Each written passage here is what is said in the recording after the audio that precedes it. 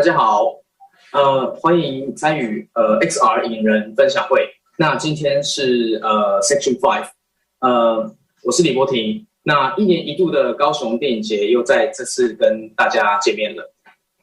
在几年看了很多不同的作品，那感受到国际作品的成熟度越来越高。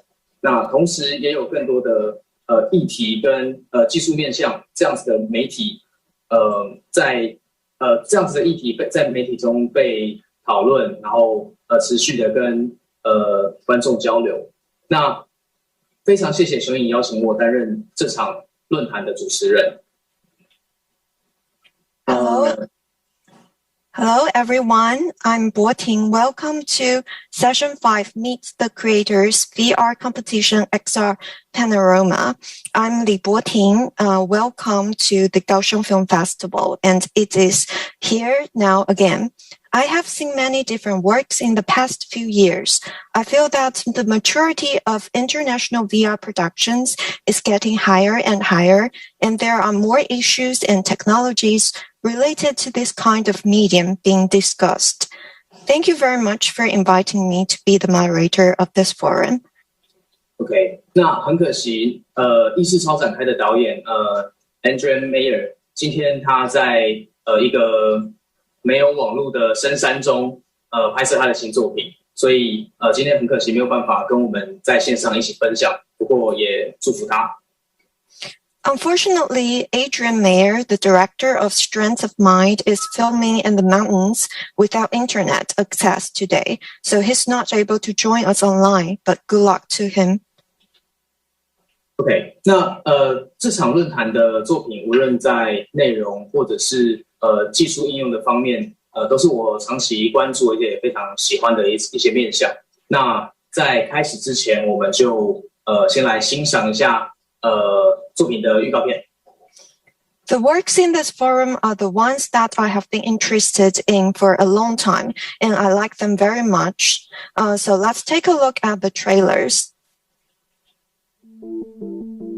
Can you tell the difference between what is and isn't real? When the one thing that links you to the outside world disappears,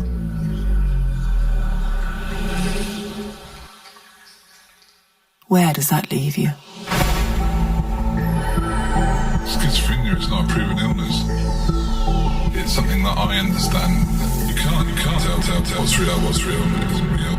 It's rock having unusual thoughts, having your thoughts connect. I do recognise the difference between myself and other people. Everything you see is just part of the game. A distortion. Everything you feel Now I found the creator. is real.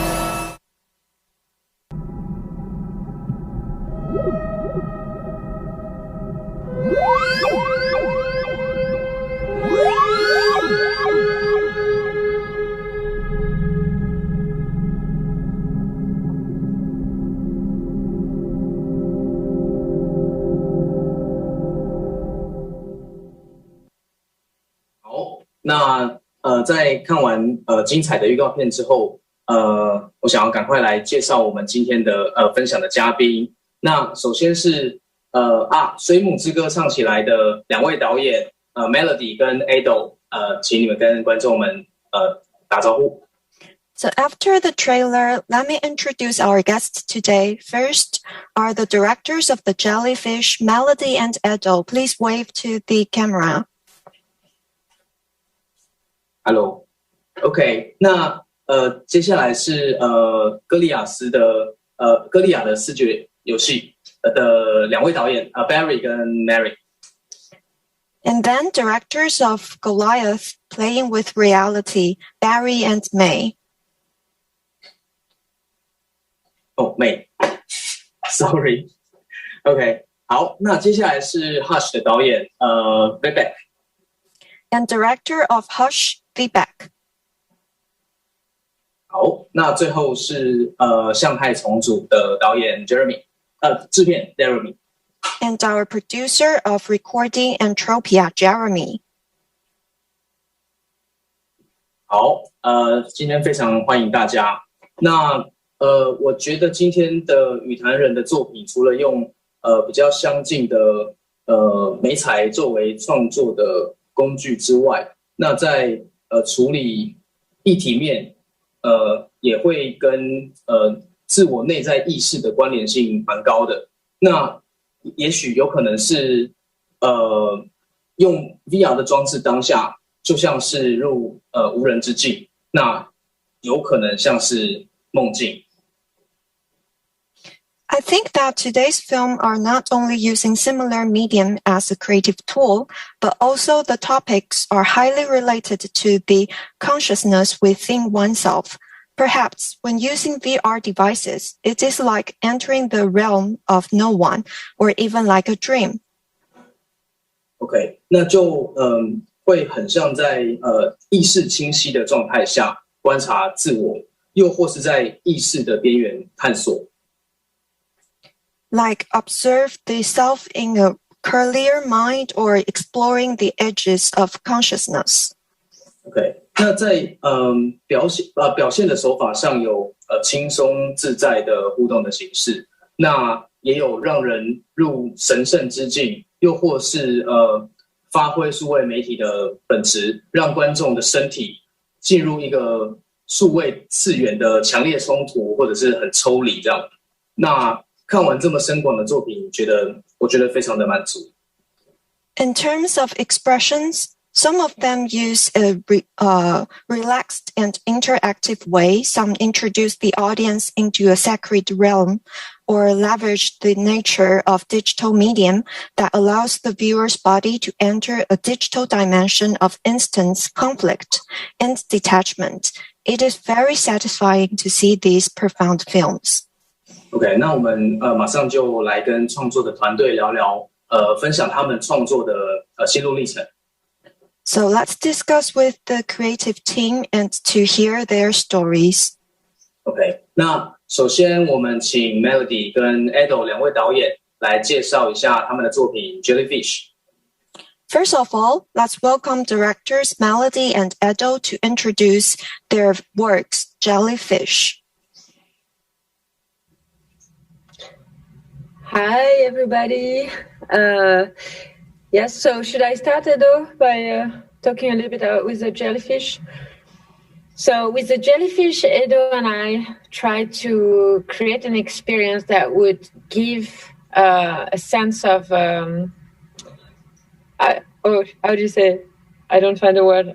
When you see what you hear, synesthesia. So we wanted to use virtual reality to enable anyone to actually be able to see sound, and using the metaphor of the jellyfish to embody the voice of yourself.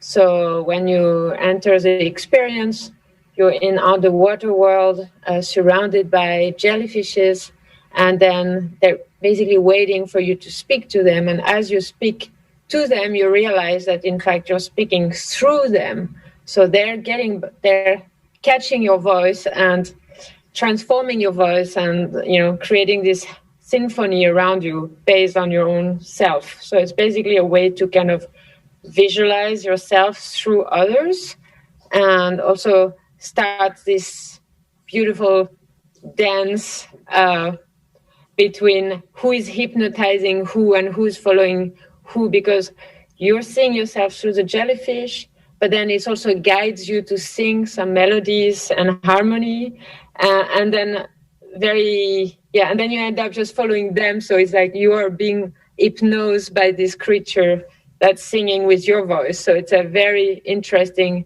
experiments with that's only possible with virtual reality. Edo, do you have anything else you want to add about the experience and how we developed it? No, I think that's pretty accurate.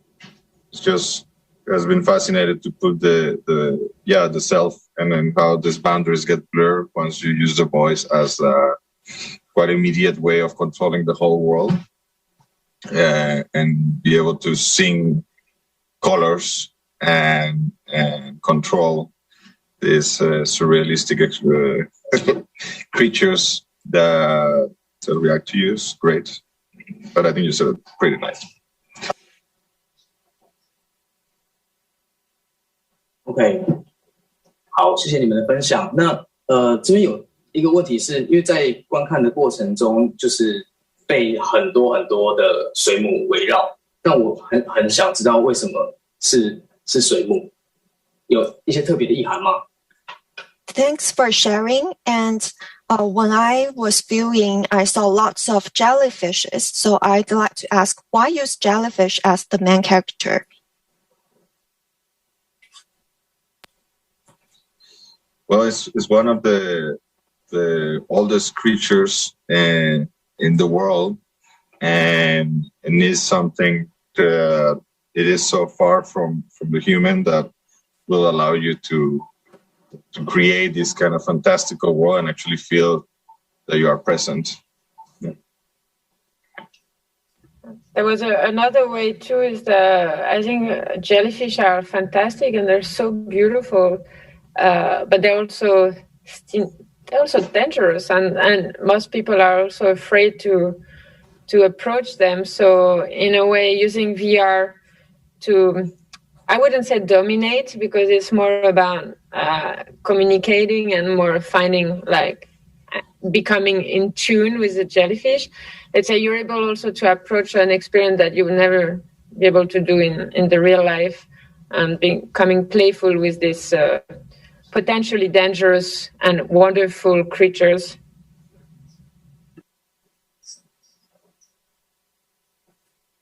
好，那在我观看这个作品的当下，我觉得它是一个以互动，或者是可以或换句话说是以程式、以 code 为主的一个作品。那在这个 code 里面，它其实写了很多，比如说关于颜色。关于他用可能麦克风，然后去感测声音的可能不同的频率，然后去改变水母的动态、形状或者是颜色。那在这里面的程式或者是撰写的和弦，有没有一些你们觉得的规则，或者是这整个程式的逻辑，可以跟大家分享一下吗？ Okay, so in this film, I see that it is a highly interactive piece. And so there is a lot of code in producing this film. For example, when the sound changes, the color and the size of the jellyfish also changes. Is there a pattern for this code? Can you tell us a little bit more about your design? Right. Well, we use it with our internal tools, and that's part of the philosophy behind our studio. And we created a lot of the building blocks using this engine called Patch. And basically, it is exploring that synesthetic approach of combining visuals and sound in virtual reality. So what we did here was to go and doing these fundamentals sound and breaking down into the lowest element, which is waves, and start using this information to drive the animation. So it's a mix between the philosophy and our framework and a lot of creativity and imagination on how to connect these things. And patent per se is using a lot of these different disciplines combined to create a very unique output. Maybe Edo, can you describe the different things in the Jellyfish that we have a real-time analyzer from the voice of the player, and we analyze different things there. So maybe you can describe how we do it. Yeah, so the way it works is like we take the input of the microphone, and then we break the voice into different categories.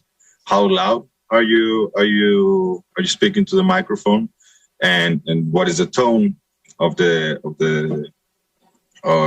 voice, and based on this in these elements, we start kind of getting to more high level things like what is the harmony between the different tones that you've been singing or talking to the jellyfish, and then the jellyfish are like is like synthesizers.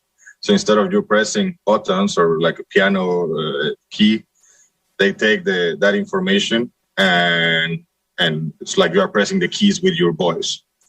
And based on that, on the frequencies, we create more like this kind of chords to make them sing with you. So it feels like you are singing the same tone, but creating some more beautiful kind of musical feedback.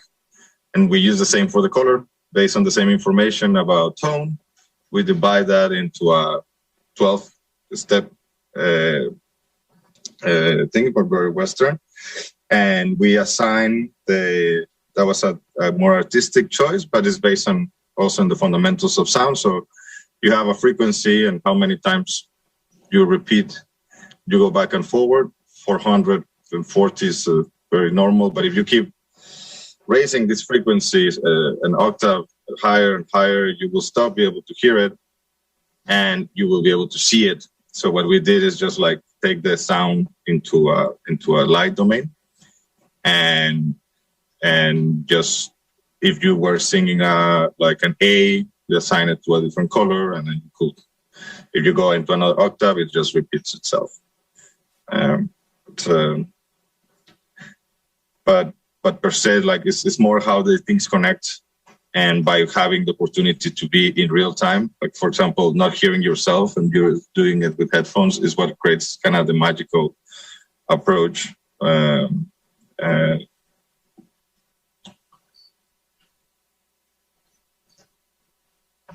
Yeah, the design was very simple. I mean, in terms of what we didn't want to overwhelm the user by a lot of, we don't have controllers in the Jellyfish because we wanted things to be very intuitive. So we're using the voice, the tone, the loudness, how long you hold the note for, and also the gaze. So wherever you put your attention to is going to actually drive the animation. So they will follow what you're looking at and they will feel your presence. So if you're looking at a jellyfish, it will come to you. Or if you stop looking at one jellyfish and start focusing on another one, that one will come and the other one will leave. So yes, we're using the head movement, the focus point, and the different pitch level and intonation.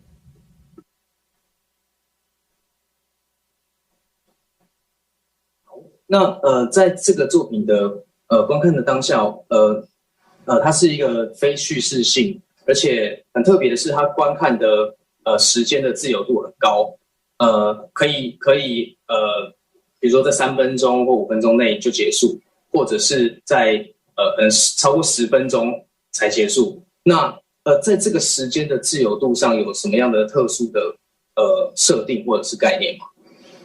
Okay, so for this film, it is a non-narrative and it has a high freedom of viewing time. For example, you can finish one film in 3 to 5 minutes, or you can watch it for as long as 15 minutes. So what kind of experience do you want to bring to the audience in terms of the viewing time?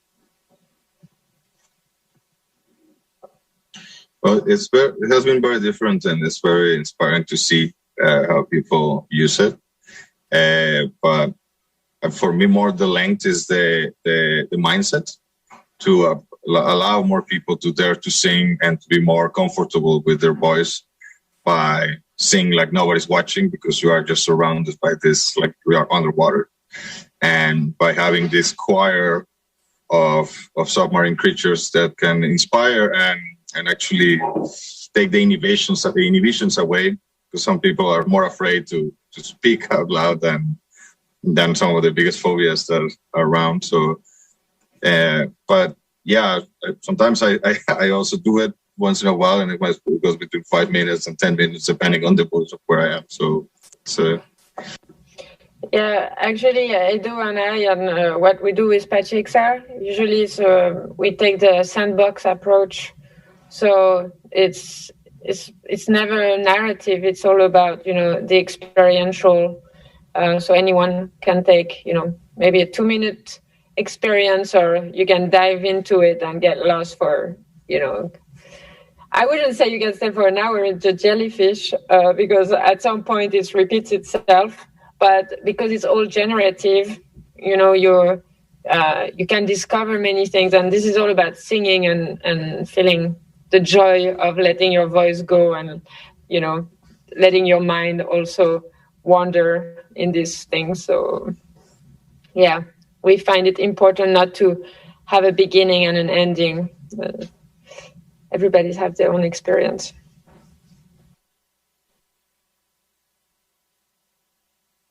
OK， 哇，我觉得这个作品跟感觉是一个城市，然后人的情绪在里面做很多的反弹，然后去决定说，这个作品它会反弹，好像很多 echo， 很多回音，然后一直在反馈到自己身上，然后加强那个感受。非常精彩，谢谢两位的分享。So I think by exchanging the code and responded to a certain emotion and vice versa, we can have very interesting experience, and it is also an outlet for our emotions, and also we can let our imaginations go wild and feel more comfortable. So thank you for your introduction. It's really amazing.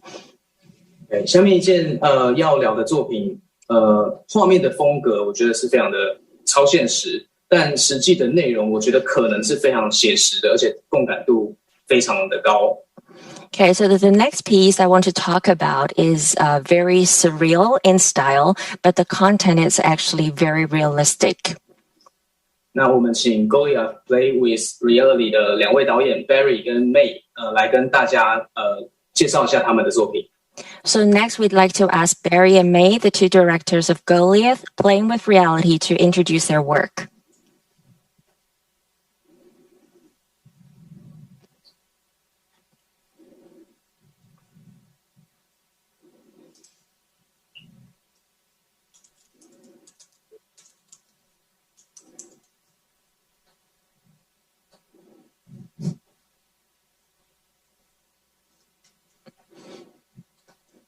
I can't hear you, Barry. Hello. Sorry. Thank you. I am Barry from Anagram, and thanks for having us here. And I'd like to start by saying that Goliath is a documentary at the core about a man who has a troubled youth and in his late teens suffers a psychotic episode, is hospitalized and for several years, and subsequently after his release he finds himself out in the world and isolated, and only through like friendship, through online games, does he find like his core friends and meaning, and the kind of raison d'etre for his for his life. And so if May, do you want to step in there? Yeah, so the starting point, so John, who is Goliath, is, a friend. And the starting point was we felt that his experience of living in a virtual world in games and in the virtual world of psychosis, where you cannot tell what is real and what is not real, and how VR as an experience is so much about the tricks of the brain and kind of, do you know where you are? Like, how do you know that you're here and not elsewhere? It is like a layer that it would be exciting to try and tell the story using VR and give the user the opportunity to also notice the thinness of our realities, not just the VR reality, but really just the reality we always have.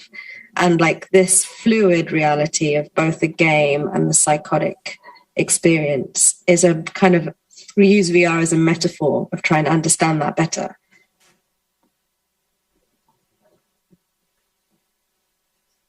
OK， 好，我想要因为这其实是一个非常特别的一个状态，一个议题。那想要请教说，在两位的创作的脉络是依循的怎么样的线？那又或是在什么样的状况下产生这个概念？ Okay, so this is a very special topic. I would like to ask you, can you please talk a little bit more about the background and the context of creation? For example, about this work that focuses on mental health, focuses on monitoring and power.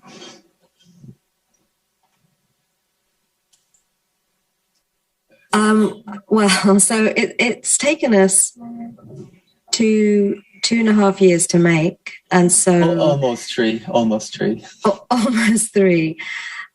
So I guess the background, initially there was the point of kind of, we'd been making work in VR and we were excited about making something that felt like VR was necessary. But also the reality of people who have the diagnosis of schizophrenia is really shocking. Like it's a very misunderstood condition. People often, like there's some insane statistics about receiving the diagnosis of schizophrenia means that you will die 20 years younger than other people. And that's because of how isolated your life will be, how people are scared of you, how you're very self-conscious of going outside. And so that, that isolation, which so many of us have like come to understand what that really means, is something that we wanted to actually try and bridge, because there's like this reality of other people's experience, which you cannot imagine. And actually, instead of seeing the person with this diagnosis as the monster, as is often portrayed in cinema, to try and be inside that world. Barry, would you like to add something? Maybe some of the kind of early prototyping. Oh yeah, well, I guess initially, Goliath was prototyped to be, not on a quest, but on a kind of high graphics kind of intensity kind of experience with a theatrical kind of element as well. We fully intended it to be a theatrical installation with actors and sleight of hand magician kind of like stuff to really enforce the kind of the fallibility of the human mind to fall for things like VR. I think we all have this real sense that we've got a solid sense of reality, but actually what VR presents to us is how fallible our sense of reality can be. And so we really wanted to kind of double down and make people reflect upon that slipping between worlds and hallucinations, psychosis can happen to anyone. And in a way, by telling Goliath's story, we were hoping that we would bring everyone one step closer to kind of really understanding what that means.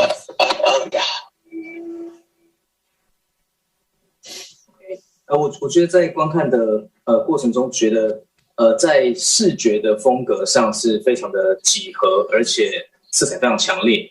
那我觉得在这样的状态下，蛮贴近一种数位的本质。那就像我们身体进去了这个数位的世界一样。那有没有什么原因是导致用这样的风格，或者是你们有真的体验过在那个世界的样子吗？ So the style is very geometric and the colors are very strong. I think it is very close to the film's digital nature. Is there any reason to use such a style, or have you experienced the similar experiences before? Like at the core, the story is about gaming and connection. So from a stylistic sense, we kind of decided after like getting the funding from Oculus for good and realizing that the Quest has a kind of limited kind of capability as far as graphics goes, we focused purely upon like a kind of games, like taking all the inspiration from games and just, you know, making kind of content that draw from games. So at the beginning, like there is a kind of, as far as the graphics goes, they kind of they evolve as they go along. The graphics get better, like the way games did through the era of gaming kind of history, and through in each era we try to relate the graphic qualities and the kind of and the tropes of gaming from the time of John's story at the time. So yeah, like the graphicness, the nature, it's all related to the content and gaming kind of paradigms of the times of the story. Yeah, that makes sense. Yeah. OK， 那因为我在作品里面有感受到一种就是在作品中就是在呈现一种就在这个网络时代，每一个人都是符码，都是数字的这样的概念。那其实同时就在我的感受上，大众其实也是透过各式各样的媒体，可能是电视剧或者是各式各样的作品，越来越可以认识像思觉失调或者是心理上失衡的这些问题。那但我在作品的体验中，我其实没有感受到很重的一种，好像就是我是一个很有问题的人。那但是我有感受到一种就是有序跟无序的对比。那想请问一下，你们怎么看待刚刚提到的网络世代，或者是心理上的这样子心理上失衡的现象？那以及如何转换在作品中？ So the film presents the concept that everyone is a code, a number in this internet era, and the public is becoming more and more aware of problems like schizophrenia or psychological disorders. In the viewing experience of this film, I actually didn't feel the seriousness of the psychological problem of myself, but I felt the contrast between order and disorder. So how do you see this internet era and the psychological disorders, and how does it translate into your work? Hey, do you want to try that one?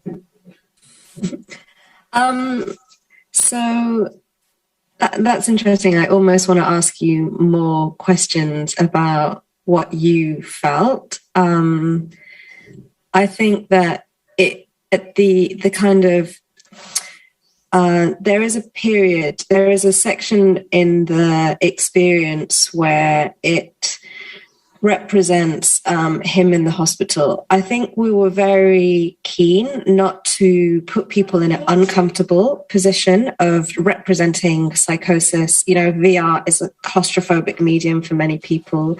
This wasn't necessarily about trying to make something scary.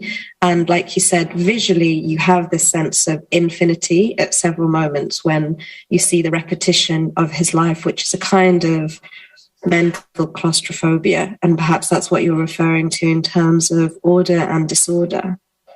And so I think what this experience is trying to do is celebrate the internet, as it were, because it in this particular story, it is a community. It's where acceptance happens. It's by being someone that is not you, you can be more comfortable, you can be more real, you can be your authentic self in a way that sometimes in the physical world, your authentic self is not something that is accepted.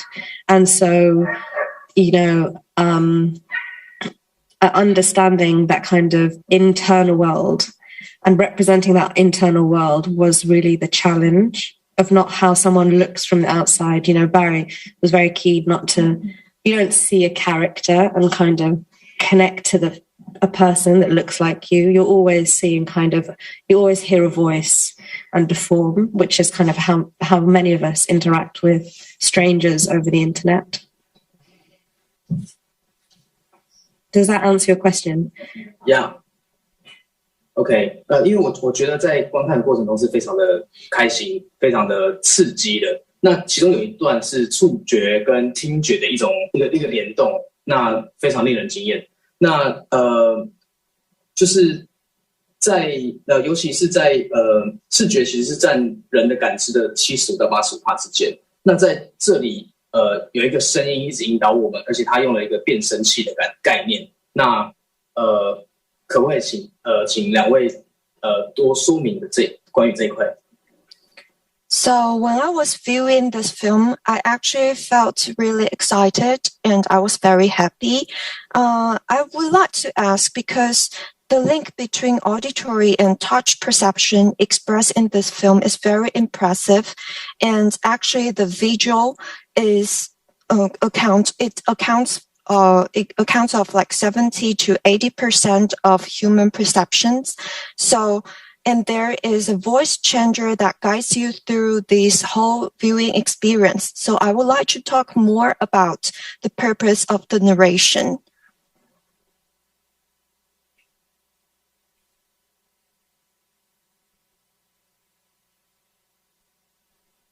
I think this is your speciality, May. I think you should do it.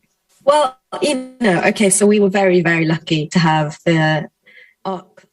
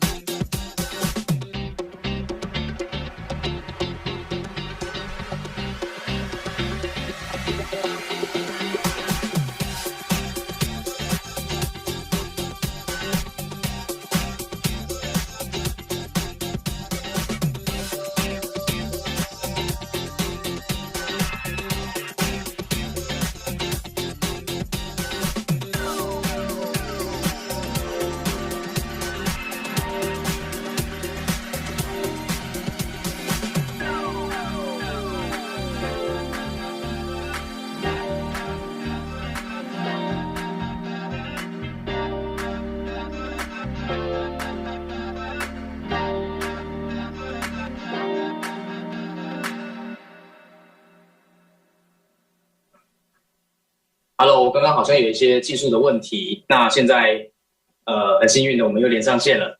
好，那我接续刚刚的问题哦，就是因为其实刚刚在聊到说，在视觉其实是占人的感知的大概是75%到80%之间。那在GOLIATH 里面有一段是触觉跟听觉的联动，那我觉得非常非常酷。那想要请就是导演们跟大家分享一下，就是在作品里面的那些声音，有一个声音一直在引导，而且它有变声器。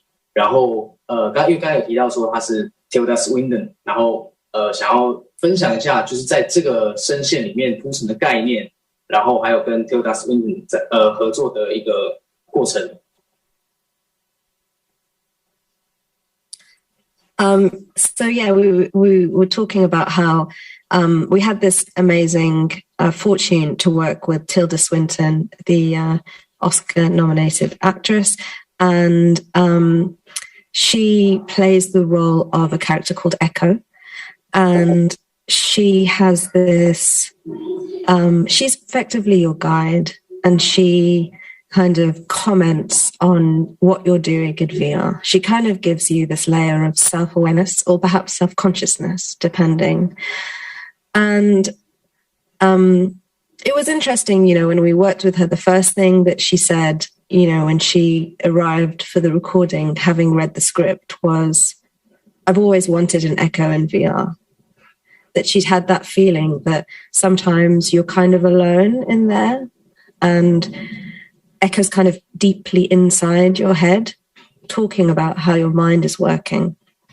So I think what we really wanted to make sure that although this is a documentary, you know, and we both love documentaries and the power they have to represent someone else's world, we didn't want it to be one where you just thought about someone else's experience as like an alien, but to think about your own experience and how fragmented it is. And so that's really kind of Echo's character. And she does this in an extremely warm way.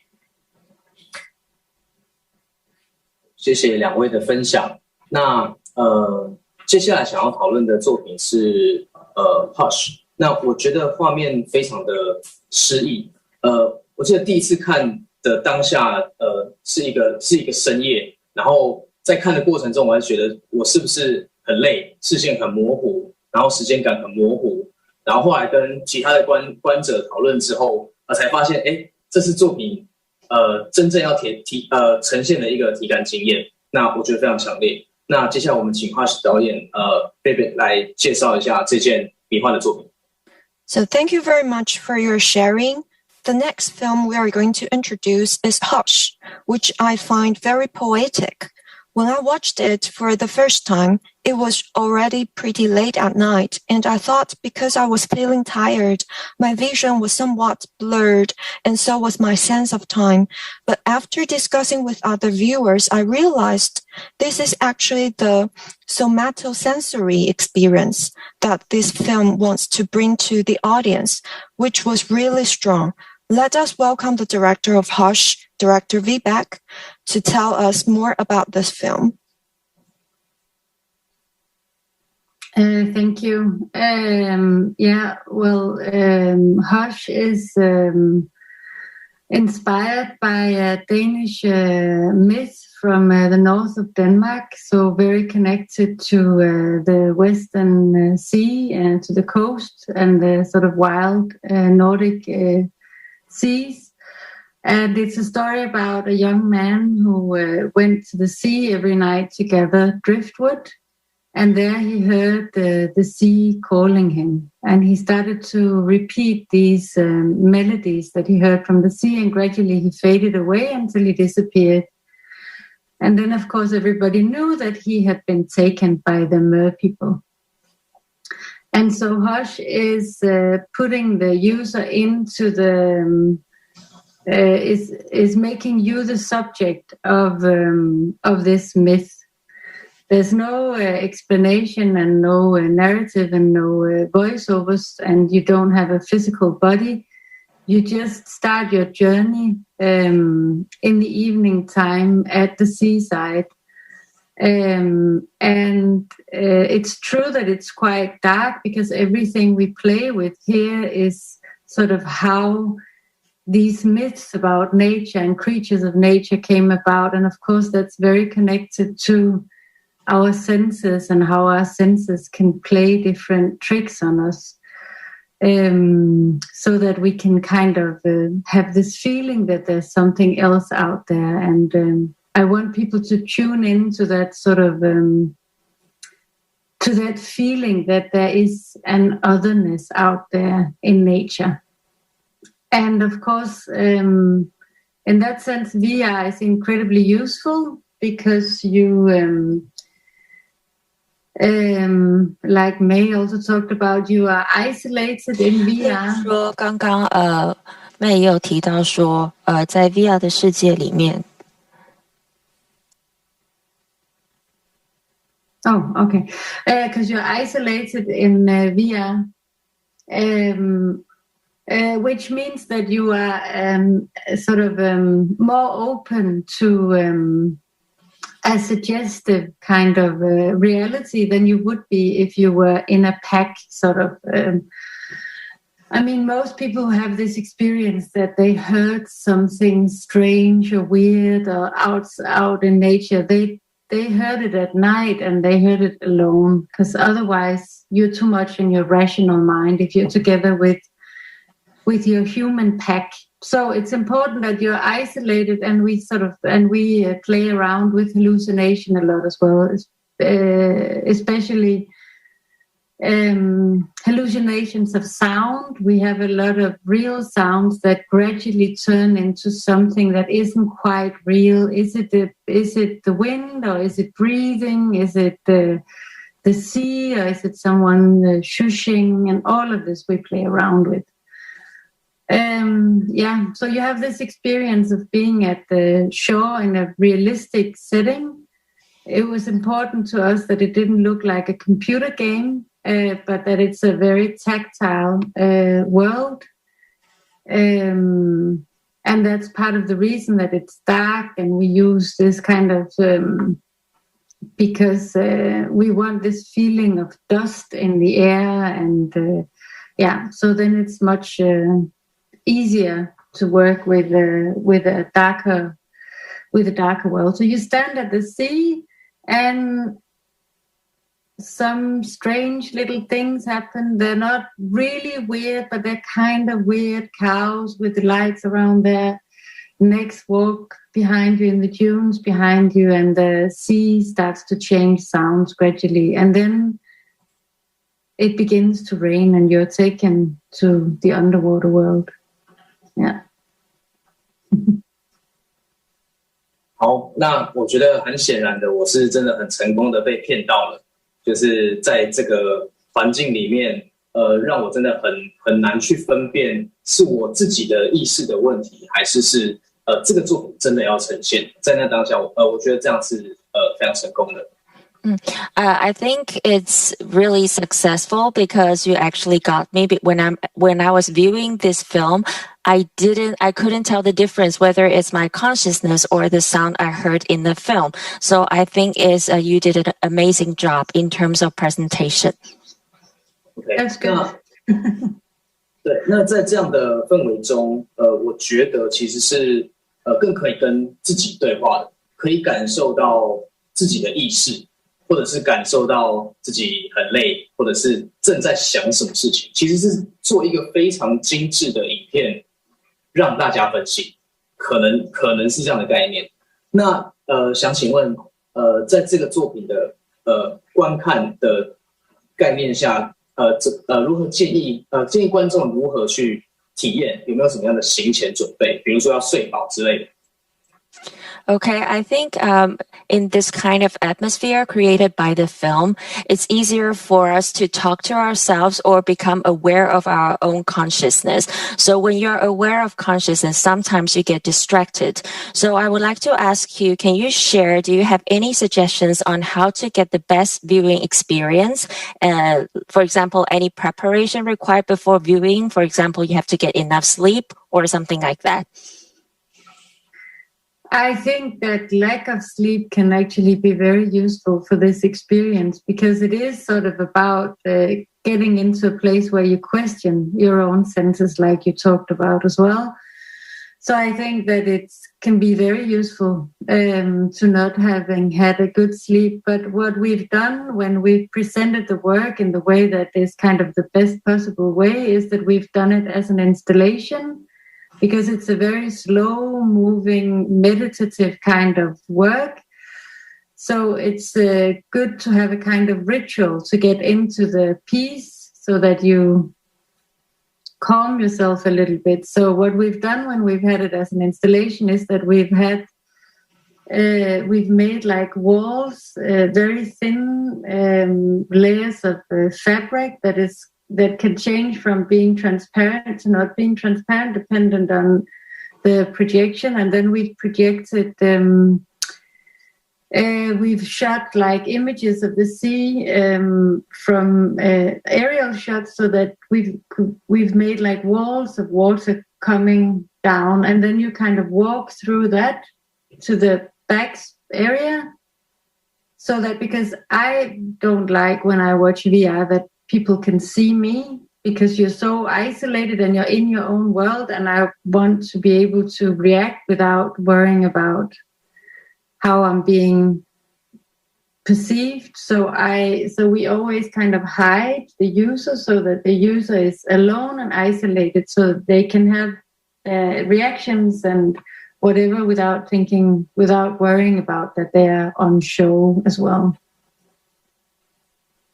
我觉得就是感受性是真的非常非常强烈。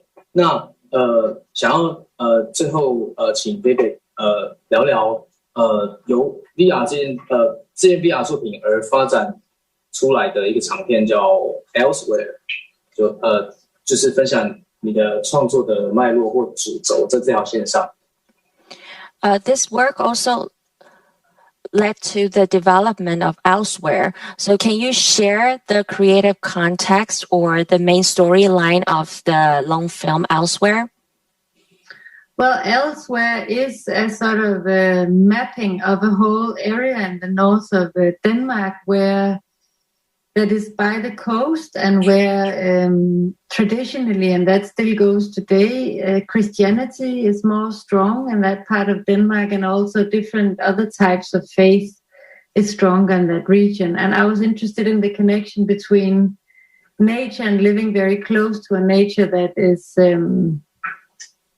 more part of that you are sort of more at the mercy of nature, and that part of Denmark that in the rest of the country, and how that how that connects with different belief systems. And so, of course, I researched mythology as well. I mean, nobody believes in mer people anymore, but you know, yeah. 好，谢谢贝贝。那相较于 Hush 这样非常感性、非常感性的作品，那接下来我们要聊的作品是Recoding Entropia。那这个是一种非常理性的方式。那在作品里面是一个浩瀚的宇宙空间，那它可以对应出强烈的身体的抽离感。那我觉得这也是同样充满了诗意跟精神性。那所以想要先请制作人 Jeremy 来为我们介绍这些作品。Okay, first of all, thank you, Director Vibeke, for introducing the film. And next, we are going to talk about the next piece. So if we say Hush is a meditative piece, then the next piece, Recoding Entropia, is very rational. So it has a setting in the vast universe and conveys a strong sense of conflict and detachment. But it is also very poetic and spiritual in a way. So let us welcome the producer of Recoding Entropia to tell us more about this film. Thank you very much for this great introduction. This movie was made during the first lockdown in France between March and June 2020.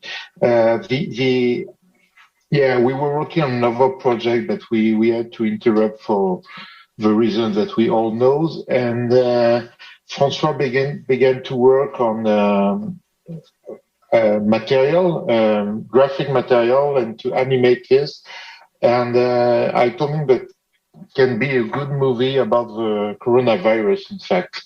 So the Recoding Entropia is telling the story, in a way, is telling the story of how the viruses create the universe, how they contribute in evolution and creating universe. And it's poetic, metaphysic, and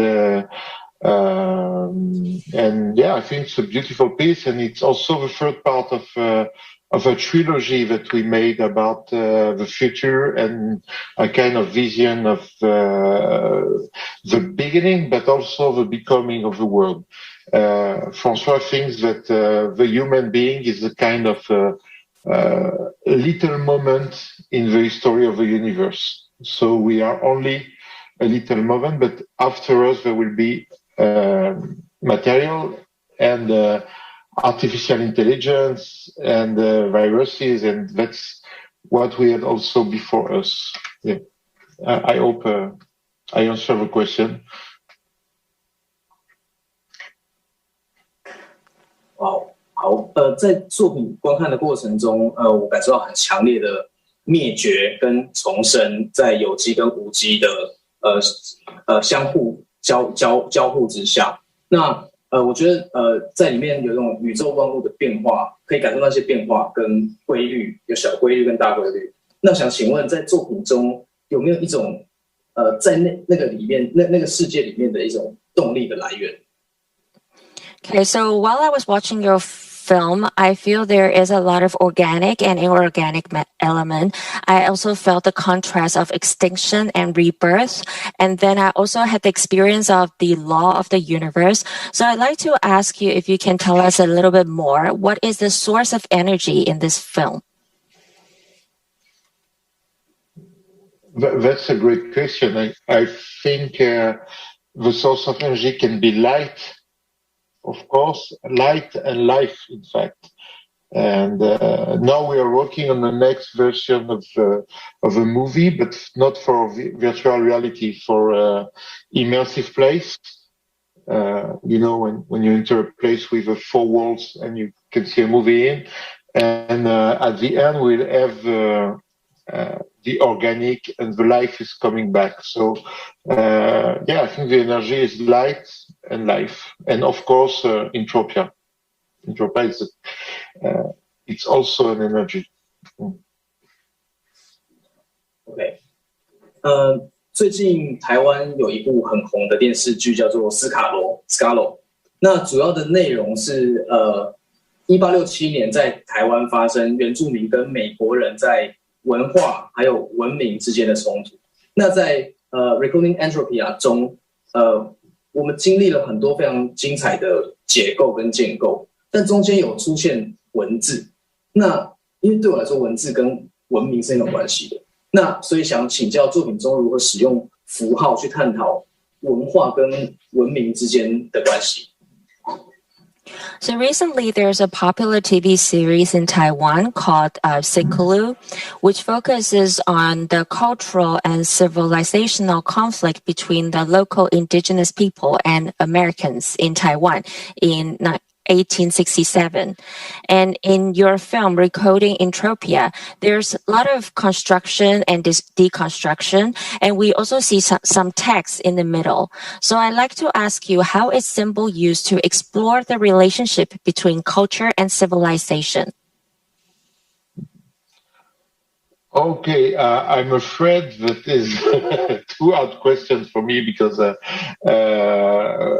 think we are just artists. But of course, the idea to put letters was a kind of tribute to the DNA and also about the. It's not the meaning of the film, but it is a reference about the role of the Bible. In fact, at the beginning, the Bibles were written on the by hand on a leather roll. So it's meaning that the secrets of the universe are inside the code, and we are all a part of this code. And it's called in our DNA. There is the story of all the human history and all the life history, and there is also what will follow. Everything is this code, but we cannot read all the code. And I think it's the same. It's not very modest, but what I will say, but it's the same for the movie. I cannot say I understand all the movie I produce, and I'm not sure that the director understands everything he did. But that's what we are telling, that there is a lot of secret in the universe, and they are all in our DNA. For who can read it, but nobody can. OK， 好，我觉得在作品中的画面是非常非常精致，而且很震撼的。那可不可以请 Jeremy 分享一下，就是在动画制作的过程，大概是什么样子？因为我想象起来那应该是非常辛苦，可能会用到很多不同的系统来处理。So I think there is a lot of exquisite details and techniques that is used in this film because actually the scenes are all very beautiful. So I believe a lot of high technology and technique is involved. Can you share us a little bit more about the production process? We made all the movie on Cinema 4D, C4D. And the secret is that François Vautier is a huge director and a huge guy, and he did everything by himself, in fact. But he was working with a musician, and they were sharing images and sounds all day long. So they really co-create the film.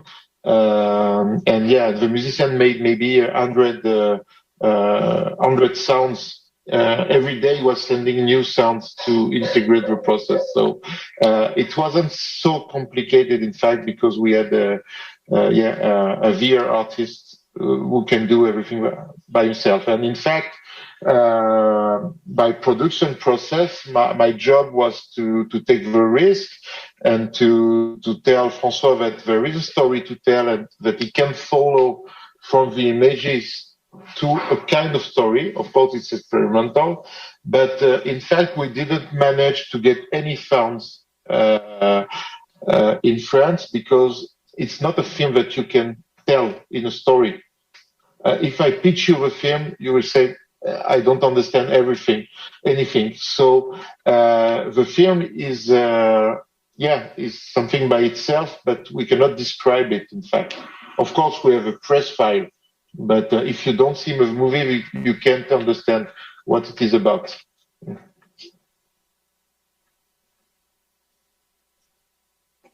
OK， 我觉得在Recoding Entropia 里面，它是一个非常抽象的叙事。那每个观者都可以在观赏完之后说出不同的概念，可是却又殊途同归。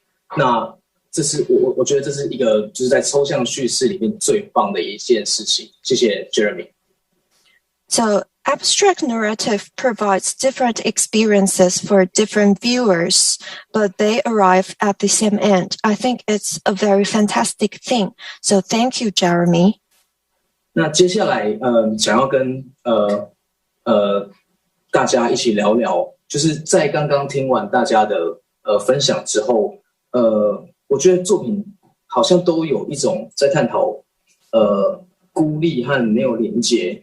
那在虚拟的世界和 VR 沉浸式里面，其实是更加的独立的。那还是其实大家会认为是可以产生更多的连结，尤其是比如说像 Metaverse 的这样的概念，大家怎么看待？就是在这个虚拟世界的未来。So next, I would like to talk with you all about your works because I've heard all of your sharing and mainly you're talking about like isolation and disconnection. So for VR, the immersive VR works, it seems like it's more isolated, or you think actually you can create more connection in it.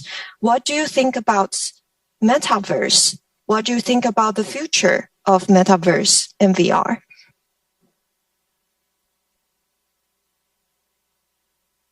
The question is for me or for everybody? Everyone. Okay. So I let everyone answer.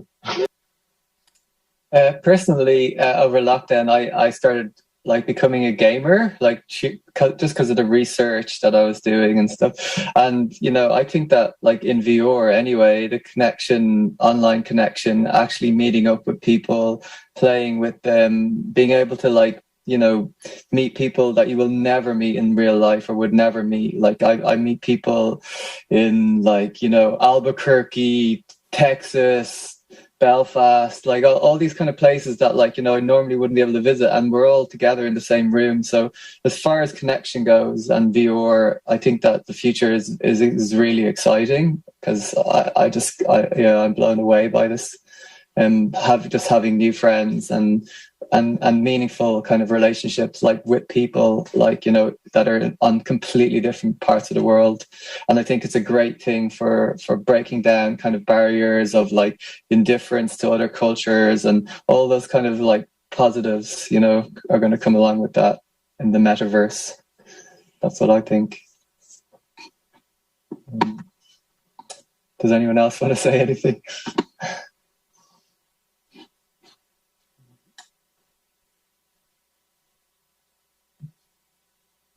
I mean, it's obviously what lots of people are thinking about at the moment, and it makes this medium very exciting. I think there's something, I think definitely it sounds like the works that we're part of are contemplative works, and so you do enter them alone.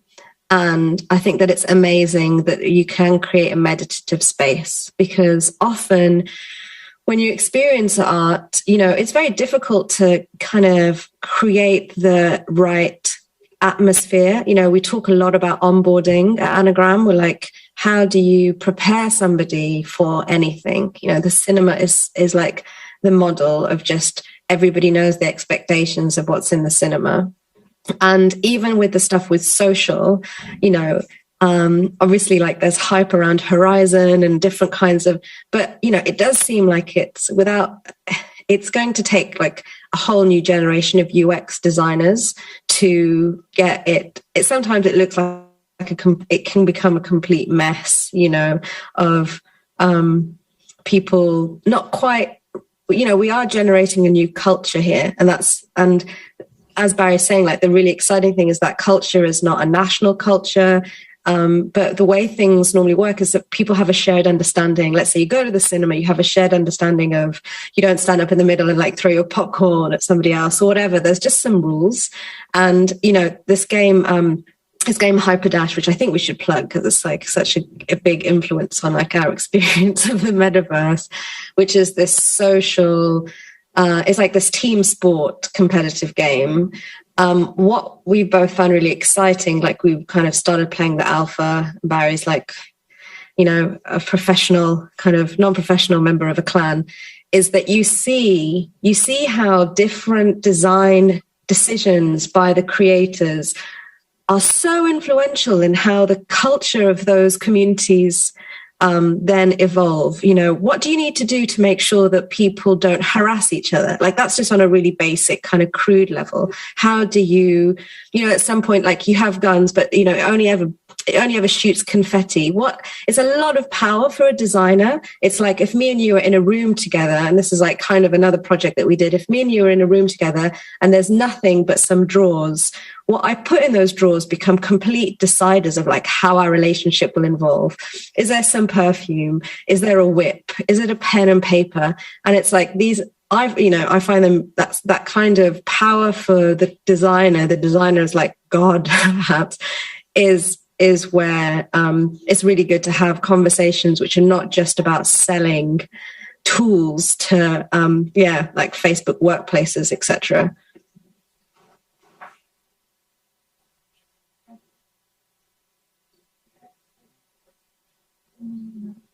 还有其他人愿意分享吗？ Anyone who wants to share? Yeah, right. Well, the thing is, the metaverse definition is still like an evolving one in my head, and depending on who I'm talking to, and it's a different conversation. But the ability to blend these digital worlds with physical worlds and coexist, like what we are doing right now from people around the world, but have this physicality. It's extremely exciting. And yes, there will be the content aspect and production tools that will empower people from the new generations and our generations to start having new ideas that even the word back in the days will be borrowed from science fiction. So I think it's going to be a very exciting time for imagination and playful interaction, and also to create this type of contents that the medium allows you to do, like this embodiment, and be able to actually project yourself into other beings and understanding a bit more things that will otherwise will be very abstract. As Jeremy was saying, it's like in this medium you can create things that will be very difficult to explain, but once they're made, you get them because it's another language. So the more we develop this language and the more people start using it, I think it's gonna change the way we communicate and play and think. OK， 好，很谢谢大家的分享。那我这边之前有看过一本书，是由 Kevin Kelly 写的《必然》。那他其实提到的是一种科技其实是会随着人类的需求跟可能是欲望去朝那个方向去推进。那在像这几年 COVID-19 的状况下，其实网络或者是虚拟这件事情是越来越蓬勃的发展，包含像今年雄影也是因为疫情的关系，所以电影节必须要在全线上举办。So I would like to say I watched a book called The Inevitable by Kievelowski, and this book talks about the technology which is evolving because of the needs of the human. And now during the pandemic, a lot of the internet is developing, like our Kaohsiung Film Festival is moving online.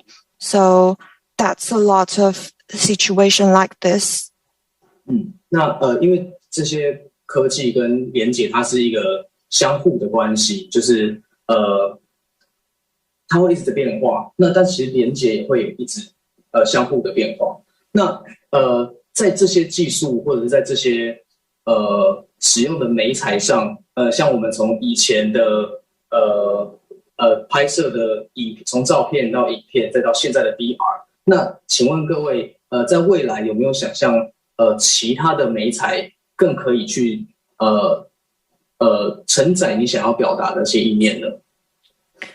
So because of the technology is changing all the time, and we have different mediums, like we used to take photographs, then we shoot films, then now we have VR. So in the future, is there any other medium you would think of, we will think of for you to use to tell your stories?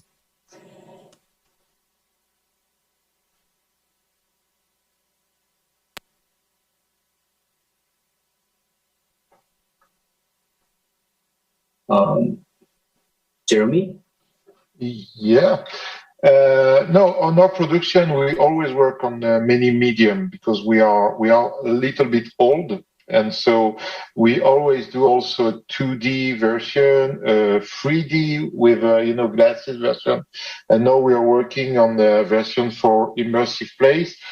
And we did also for first VR movie, I Saw a Future, we did an hologram version that was in an exhibition organized by the CNES, which is the French NASA, with people who send people in the space. So they had a kind of booth and we made a giant hologram of one of our films. So we always try to diversificate, and it's also to make money, because we are not always very well financed on our projects. So by diversification, we diversify the money issues. And and I don't know, I'm still trying to learn to understand what is the metaverse, what is the blockchain, what is the NFT. And as soon as I will understand, I will try to do business with that. But for now, I don't understand anything about this. So I'm processing. I'm in a way to understand, and I just gave a mission to an art broker, a guy who is selling art piece, to make me a kind of business and artistic plan to enter this market. But maybe my friend Mélodie can explain to me more how we do that. Another day. Another day. Actually, I wanted to say something about this. Not that I mean, it's the same. Edo was saying, like, what is a metaverse? I mean, everybody has its own definition of it, but I mean, what we're doing and what we're really caring about with Edo and with Patch XR in general is the accessibility of this new medium, and the fact that artists can really get their hands into it and create what they want that metaverse to be and to look like. And this is something we've been, preparing even before anyone was speaking about metaverse, like already 4 years ago when Edo we're making this sandbox. I mean, the Jellyfish is an experience, but we're taking it on a much deeper level by creating tools for artists to create this kind of experience. So this is, that's what we're really caring about, like creating tools so any artist just like us could start building their VR experience, perform from their bedroom to the whole world, and create this fantastic world and give this incredible, let's say, surreal experience and narrative to the world. So we've been developing this software that's called Patch XR, which enable anyone who's not a coder, who's not like our super geeky engineer, who's not necessarily Jean-Michel Jarre or Travis Scott, or but anyone with VR headset. And actually, we're doing it for the Quest. Or we're really trying to bring these things to a very low entry point, just with the headset and for the Quest.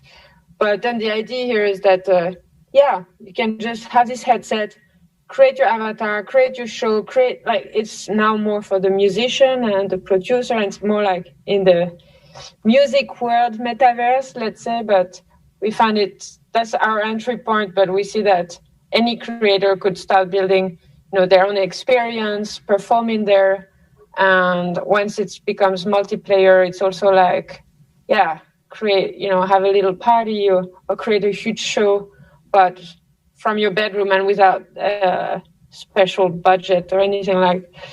So this is our contribution to the metaverse, and the vision is really bottoms up. Give the tool to artists, let them create the metaverse. Let's see what happens, and let's see how. What's the future? Let artists tell us what the future will be. So this is our mission. OK， 很棒的概念。那我想要再补充一点，因为今年高雄电影节是在线上展出，那所以有VR 头显的人可以在家观看，那全世界的人都可以在家观看。可是没有 VR 头显的人，雄影也有租赁的方案，大家可以在网站上搜寻。那最后也因为线上的展览，想要请每一位跟现在线上的观众朋友来告诉线上的观众朋友说，一定要来看你们作品的原因。Okay, last but not least, we would like to ask you to say a few last words to the audience, because this year is very special. We have our KKF is held online, so everything's gone virtual. So you can watch all the films from all over the world. And we also provide the VR headset renting service. So if you don't have a VR headset at home, you can also get it from us. So we want each and every one of you to please tell the audience why they must not miss your film. What is so special about the film that they must watch it?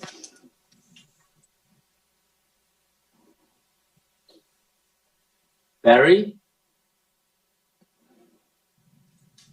Well, for Goliath, we feel that it's a really important story to tell. I think that it's important that this story gets out to as many people as possible, and it's important for connection and for people who might be suffering from psychosis or schizophrenia to kind of even maybe just recognize themselves in this story so they can seek help. It's usually around teenagers, late teens, that people first start to present with psychosis and schizophrenia. So it's just, I think the more people that understand this condition, the better it will be for everyone else.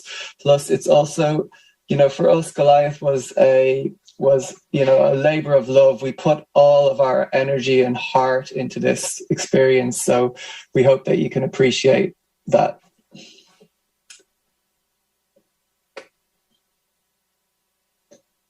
That's all I've got to say. Thank you.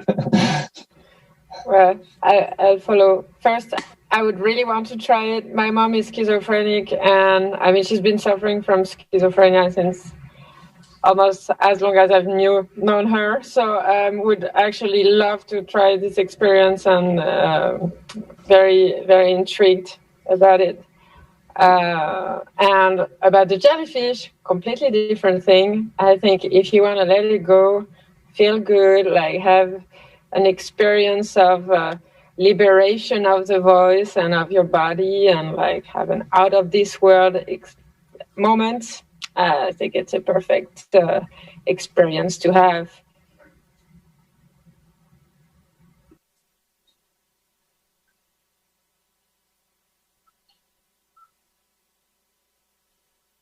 Anyone?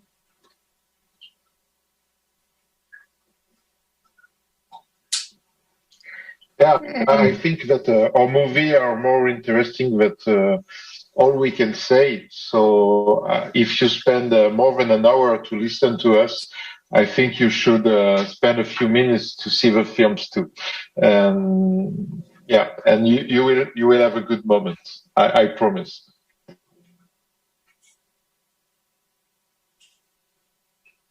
Yeah. I think all the works looks really interesting, but Jeremy, your piece is the only one that I've actually experienced myself in the headset, so I can recommend that as well. That's pretty incredible, and you can. And I agree.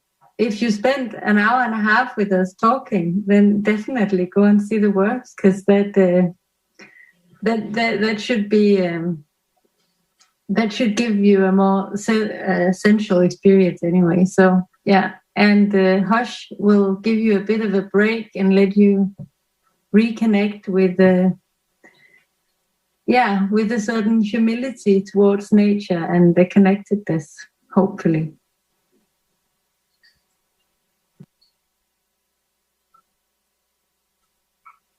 Thank you. 那我们请 Edo 也为我们分享。Next, we would like also to ask Edo to share a little bit. Okay, yeah, it's because Mélodie already talked about the jellyfish, so also.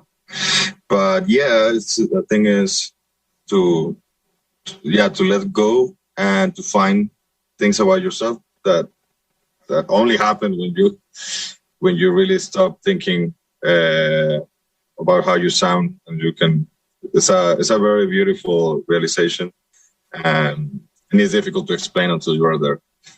Use headphones if you have the chance, because then I think it's quite an interesting setting. So yeah, hope you enjoy.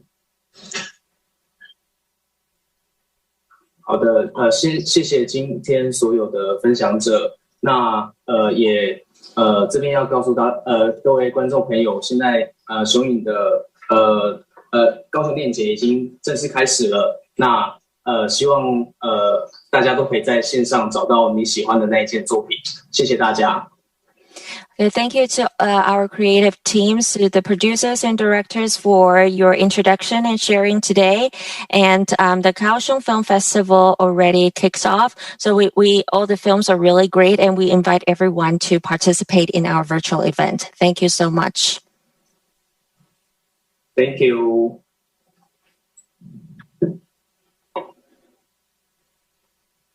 那我们今天直播就到这里咯。So this will be end of our broadcast. Okay, 好。